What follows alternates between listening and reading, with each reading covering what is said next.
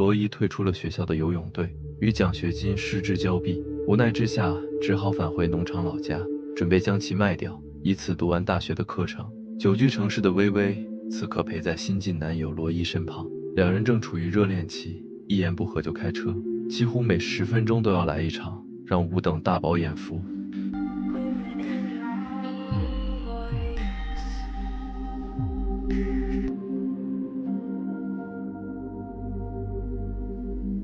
这天，微微醒来，拿着手机到处找信号，突然听到外面传来一声惨叫，她匆忙奔向阳台查看，随后走出庄园，发现一个女孩摔倒在石子路上。微微将对方扶起来，看见安娜的手臂擦伤严重，便把女孩带回了家。罗伊的老家地处偏远，平日里微微几乎找不到人谈心，在帮安娜处理伤口之时，两人谈天说地，有种相见恨晚的感觉。得知微微因为学业明天就得回去，安娜坚持要带她出去看看风景。两人漫步在乡间小道。 It's beautiful. I'm glad. I'm happy. It's one of my favorite places. 来到海滩上，安娜毫不犹豫脱去衣服，纵身跃入大海。微微虽然怕冷，但还是舍命陪君子。他们在水里嬉戏玩闹，没想到安娜如此大胆，直接扔掉了罩罩。青春的肉体是如此迷人。最后微微找到后，重新为安娜系好，两人才蹦蹦跳跳地离开。这时微微发现安娜身上有处疤痕，对方解释说是小时候玩火留下的。她安慰女孩，觉得这个疤痕别具一种美感。当聊到感情问题时， But Roy was there for me in like a really bad time in my life. And so I feel like, I don't know, like he knows who I am. 安娜却面露苦涩，似乎有种遇人不淑的哀伤。等他们返回庄园，罗伊早已等候多时，抱怨怎么也联系不上他。微微并未多想，向罗伊介绍新认识的朋友安娜。两人初次见面，却莫名有种欲言又止的感觉。分别的时候，他俩一直频频回头，罗伊显得很着急，催促女友赶紧收拾衣服离开。但微微接到短信，得知这里的火山突然爆发，所有航班都已取消，他们暂时被困住了。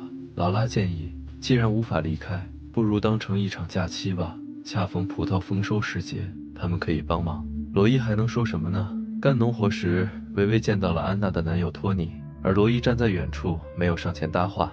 他把葡萄搬去房间，发现安娜早已在屋内等候，还脱下了上衣。见罗伊既不说话也不动手，他只好讪讪离开。两人之间似乎有着什么不可告人的秘密。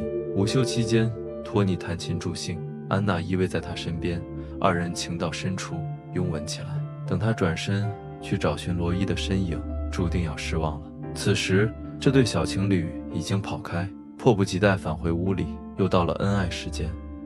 聊到安娜和托尼，罗伊提醒女票要多加注意，毕竟人心隔肚皮。第二天，微微接到通知，学校让他提前回去，但附近的航班还未恢复。罗伊安慰女友，他会搞定一切的。下午，罗伊去了艺术画廊，老板托马斯看中了他拍的照片，决定将其展出。罗伊欣喜万分，把这个消息告诉了女友，还表示要留下来，不去读大学了。微微十分吃惊，没来得及再做争论。安娜和托尼恰在此时赶来，邀请他们去散步。两个女生走在前面，说起和罗伊发生的分歧。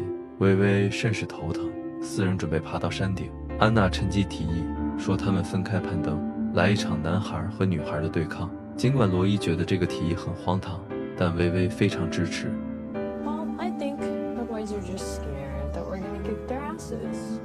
双方互放狠话后，就出发上路了。微微沉醉于沿途美景，结果一回头，发现安娜不见了。她对山路不熟，怎么都找不到人。与此同时，罗伊也从托尼口中得知，他和安娜相识许久，却刚刚确定恋爱关系。这时，女孩匆匆赶来，说她一转身，微微就不见了踪影。罗伊心急如焚，急忙去找自己的女友。等找到微微时，她已经昏迷不醒，幸好并无大碍。罗伊搀着她起来。这件事之后，罗伊意识到他差点失去了爱人，想着赶紧回去，继续之前那种没羞没臊的生活。镇上举办花卉节，罗伊精心准备烛光晚餐，他深情表白，并向微微求婚。A lot of doubts in life.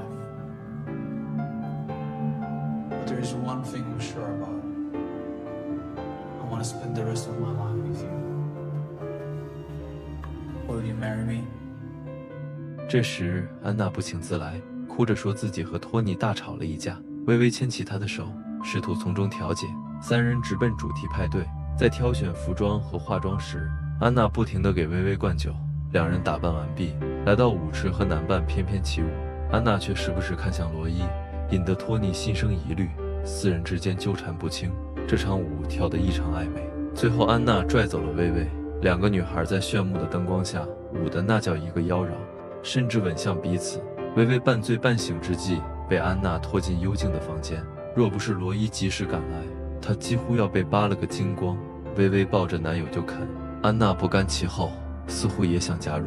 或许她早就有此想法，但关键时刻，罗伊推开了两人，留下女孩们面面相觑。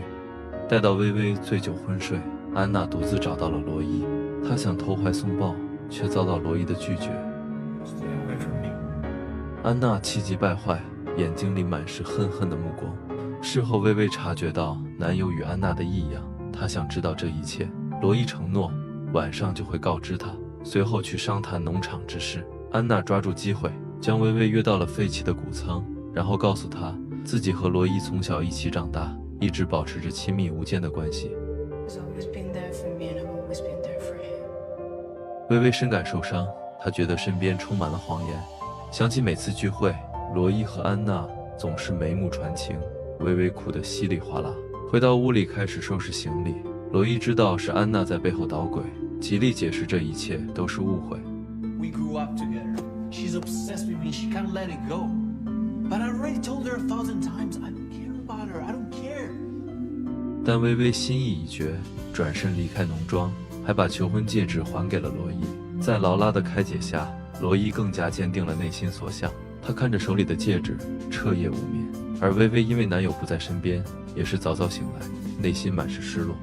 安娜自知两人再无可能，便赶来出谋划策。You'll never forgive yourself if you don't get her back.